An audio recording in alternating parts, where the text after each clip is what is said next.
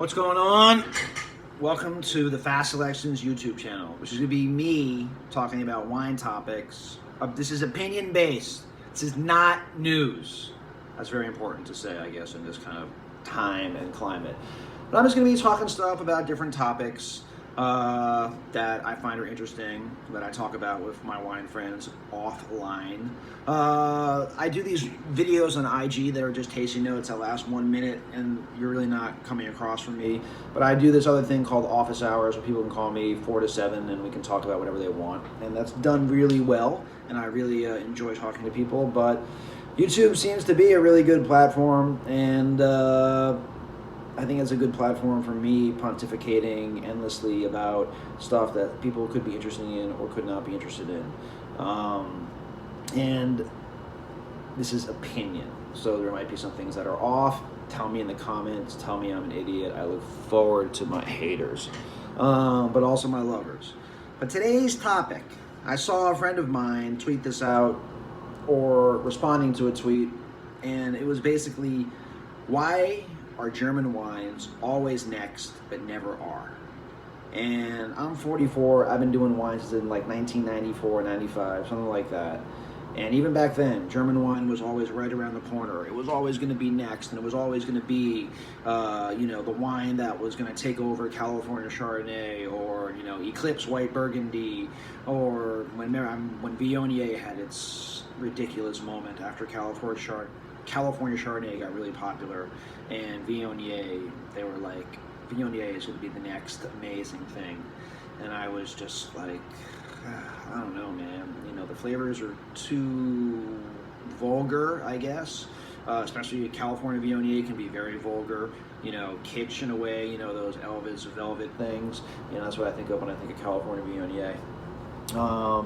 Change the camera angle. I think that's a little bit better.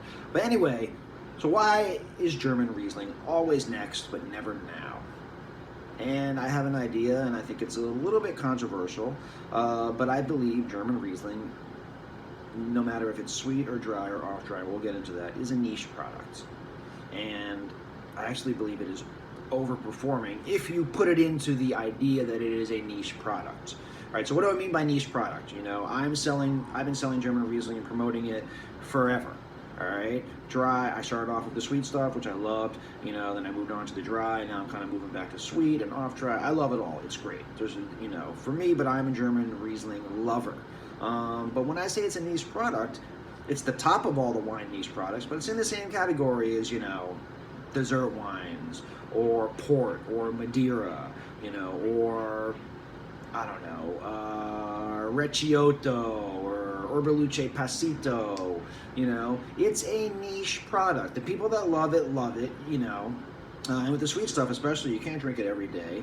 And I always, I sell Northern Rhone, I sell White Burgundy, Red Burgundy, all these Loire, Beaujolais, all these kind of classic regions, not wine, by the way. This is my post-workout drink.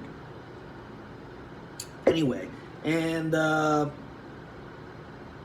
just don't really buy that it's going to be next. And I know that's kind of depressing. I sell Riesling, I'm like the top cheerleader and everything. But I poll my customers, I look at their purchases, and either people buy Riesling or they don't buy Riesling.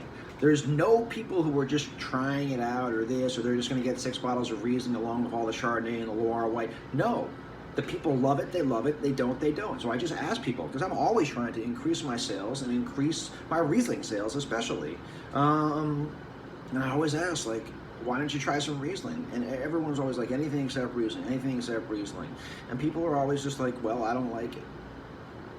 And these are people that are buying $70 Côte Rôtie and fine bottles of Polini Bon Marché and, Saint Joseph Blanc, what have you. I mean, not like they're buying cases of Saint Joseph Blanc. But at the end of the day, these are serious wine drinkers that are not just like, dumb people just saying, oh, I don't like it. No. These are people that have palates and drink wine and study it and maybe travel the wine regions, so serious wine people. So what's going on? And for me, the only logical thing that I can think of is German Riesling is a niche product, period. And it saddens me, but if you think of it as a niche product, it's actually overperforming in the marketplace.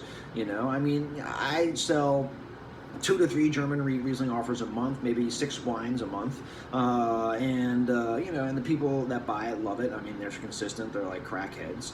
It's just so much for so many people. I have one customer, if he watches this, he'll know I'm referring to him, that basically has said at Fass Selections, your German Riesling to white Burgundies, the German Rieslings rip the white Burgundies to shreds when it comes to value. And I thinking, and I'll say it now, it's not just at Fass Selections, German Riesling is a better value than white Burgundy, if you like it. And that is the key, and because Riesling has a huge obstacle that it always needs to cross. And I'm not saying that this is the reason that people don't like Riesling, but it's just one of a perfect storm, which I'm going to get into. So reason one is that Riesling has to always overcome the biggest fake news in the world about it. Yes, fake news. That Riesling is always sweet. Oh my God. 20 years. I mean, I really think the last thing I will ever say is, no, it's actually a measure of ripeness, not sweetness. And then I'll just croak. But yes, it's true. And it has ripeness and sweetness has nothing to do with each other, ever. But it's just, once you go down that rabbit hole, man, people are looking at you like, oh, what are you talking about? I don't want this. Just give me some innocuous Chardonnay. And then it's over. Then you've lost them, and there's the old Terry Thies story, which is, I just tell them that this Chardonnay is from the town of Riesling, and that always gets them. I'm like, yeah, it's a fun story in a book or something, but in real life, that's never going to really transfer people. Blind tasting does help, I will say that, but just, don't say it's from the town of Riesling or whatever, or this Chardonnay is from the town of Riesling. The people who are so focused and fixated on liking what they like are the most hopeless causes, because like the thing that I always tell people is like, how do you know you don't like this? Everything that you have liked in your life used to be something that you were unfamiliar with. You were not born loving Rousseau, Clos Saint Jacques. No, you weren't, believe it or not. You were born liking nothing, and then later you acquired a taste for Rousseau, Clos Saint Jacques, and whatever. You could have never had that wine in your life, and you'd be missing out on one of the great joys of your life. Who knows? That's kind of like my argument in trying to transfer people into Riesling. Is like, you do not know that you do not like these wines, But then people say, oh, it's sweet, and then whatever. I mean, it's hard. But once you get them and make them realize that like all Riesling is not sweet, I mean, it's just, oh man, it is. I mean, 20 years of doing this, and it's still out there. It's just the number one hurdle. But once you get over that hurdle, you describe that it can be sweet, it can be off dry, half sweet, demi-sec if they're French wine drinkers, and then it can be sweet, sweeter, and then like crazy sweetness. But at the end of the day, and it's pretty crazy that I would say people also obsess over the sweet Rieslings when, yes, that was a particular time many years ago when importers who were importing Riesling into the U.S. happened to go to Germany when Germany was experiencing a sweet wine revolution, and it was the perfect storm, and Rieslings became very big in the U.S., sweet Rieslings particularly, and that was the reputation up until around 2004, 2005, 2006. When I first started going to Germany, I'll never forget this. I was in Germany with a famous importer. I'm not going to say his name, but you'll figure it out. This was in 2006, my first time in Germany, and I was at Schaefer Froelich. I will never forget this. And we had lunch, and it was this soup with this big wiener hot dog in it. It looks ridiculous. And he served us like just an estate Trocken, and then like maybe a Ortswein level up, like Premier Cru Trocken. And I never had like German dry wine in my life. No, that's a lie. I basically did some Willy Gluckstern He's an old importer, stuff back in 2002. But they were like $11 to $15 wines. No one took them seriously. One of them actually was Schaefer Froelich before he ran with another importer who I was on the trip with. But that's neither here nor there. And so basically, at the end of the day, I tasted these wines, and then we had the official tasting at Schaefer Froelich, and we started tasting the GGs, the Hallenberg, the Felsenneck, and I'm like, oh my God, this is German Grand Cru Chablis. That was like my big thing. You know, and then we went to Kunstler and Rebholz and all these different producers, and I taste all their dry wines, and I'm so blown away. And then I come back to the United States, and I basically, long story short, I had to buy a pallet of these wines. I asked for a discount. I didn't get one. And I had to promote these wines. And people were just like, oh my God, $55, $60 wines from Germany that are dry. Oh my God, this is like blowing my mind. I can't handle this. They're going to obviously suck. What is the cat doing? Castor, there's Castor looking out the window. Yeah. Anyway, so fast forward, German dry wines, very popular now. Keller at the top of the heap, you know, and I mean, really, it's quite amazing what he has done in probably the past 4 to 6 years to elevate himself so high. Really, success could not have happened to a better person, by the way. He is a brilliant winemaker. But this brings me now to something even more controversial, is that I believe, sadly, but it's true, and is that I believe the top Rieslings cannot compete with the top Burgundies. Obviously, there is a price differential. Top Burgundy is 150, 200, it goes up and up and up and up and up. You know, there seems to be no ceiling in Burgundy. But, you know, with German Riesling, you know, take Keller out of the equation. You know, a top GG is going to cost you what? Between, well, Fass Selections is a little cheaper, but, you know, out in the real world, you know, 50 to $75, let's say. All right? And what does 50, $75 get you in white Burgundy? You know, it can get you some decent producers, Grand Cru Chablis. It can get you some village wines from top guys, you know, like a Ramonnay Chassagne Village, but whatever. You're competing Village Grand Cru, you know. But then you get, like, if you're drinking like a, you know, a Ramonnay Chevalier Montrachet or something, like, you know, let's assume it's not like ridiculously young, and you're having that, you know, next to just like a very good German GG that, you know, you get for $60. Like, at the end of the day, there's no contest. Grand Cru, Chevalier Montrachet versus Grossgravach. And what is Grossgravach anyway in Grand Cru? Grand Cru was made by the monks like so many years ago, and it's this like sacred system, you know, and what's the Grossgravach system made from? Like a bunch of wine marketing flacks that want to make vineyards appealing. Hold on, screensaver went on. They want to make vineyards appealing, you know, to the people that pay them. You know, it's you know, the VDP is a marketing, or not a marketing. It's you know, whatever. How come I cannot think of what the VDP is right now? You know, a trade guild, sorry, or a trade association. And at the end of the day, the producers pay them to be in it, and they create what the Grand Cru vineyards are. It's far, far, far from the Cistercian monks. Let's just put it that way. And there's a huge difference. So Grand Cru means something different in Germany than it means in Burgundy. They're trying to equivocate it, but I don't know if it's possible. There's too many Grand Crus in Germany. This is the thing. There are too many Grand Crus. If I was king of Germany, all right, and I was like the top person, I would basically do a Grand Cru, Premier Cru thing, and I would demote so many of these Grand Crus, it's not even funny. Because at the end of the day, in Burgundy, you know, besides like, you know, Leroy, Romani Conti, and Rousseau, and a couple other people, even Freddie Meunier only makes two Grand Cru. Roumier only makes two Grand Cru. You know, your typical whoever German producer sometimes makes 5, 6 Grand Crus. You know, whatever. Other people have 7, 8. I mean, come on, are all these vineyards Grand Cru? No, you got to cut 75% of them, and then you got to make the rest Premier Cru vineyards. Then you can have super Premier Crus like Cros Parenteau, Meursault Perrier.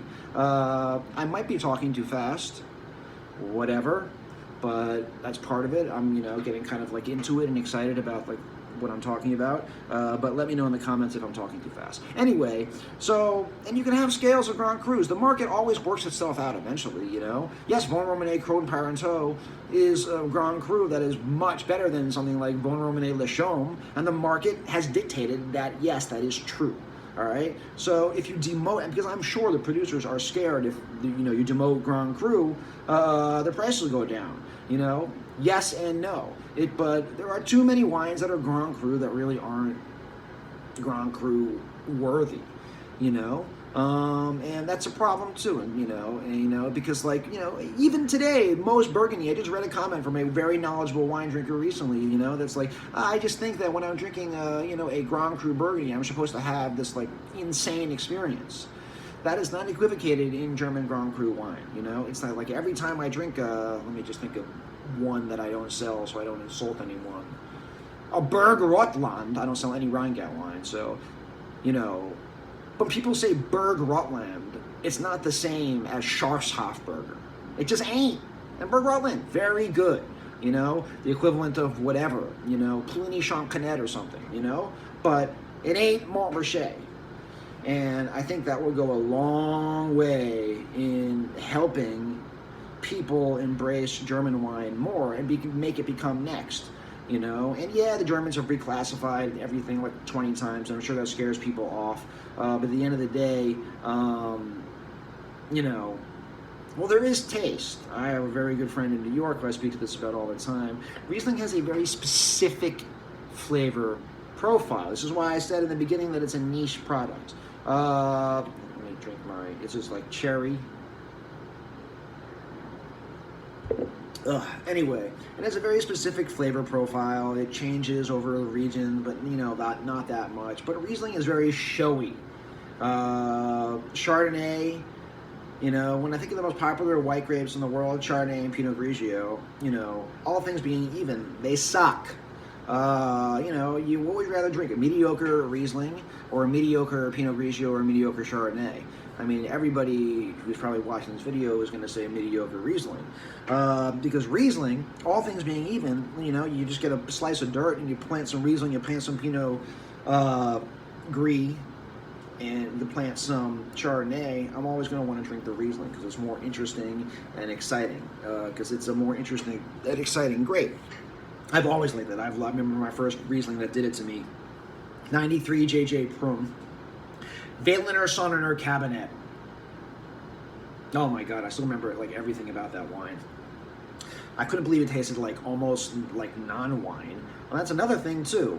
Like back then I was not a huge drinker, and my friends had to convince me to taste beer, and I was not even going anywhere near hard liquor. So I fell for Riesling because it had a little bit of like an alcohol vibe to it, but it had so many other things that were so different than any alcohol that I had up to that time. And and I'm different. I know that like most people love alcohol, love the taste of alcohol and alcohol, whatever, shots, but me, no, never at all. So Riesling captivated me because the taste was so fruity. Yes, I didn't know what the hell minerals were back then.